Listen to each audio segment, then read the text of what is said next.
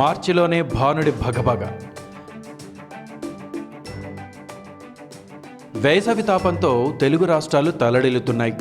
మార్చిలోనే భానుడు భగభగమంటున్నాడు.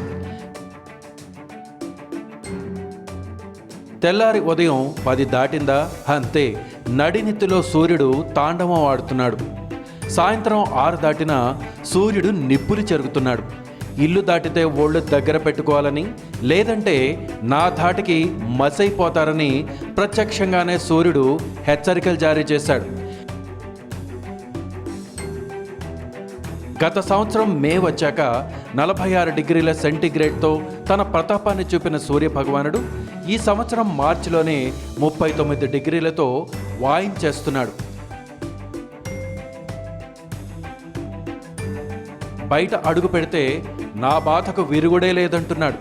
ఇప్పుడే ఎండ తీవ్రత ఇంతలా ఉంటే ఏప్రిల్ మే నెలలో నీలి మేఘాలను నలిపేస్తానని ఫైర్ అవుతున్నాడు సూర్యుడు.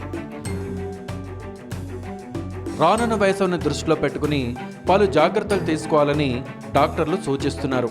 వడదెబ్బ తగలకుండా తగు జాగ్రత్తలు తీసుకోవాలని కోరుతున్నారు.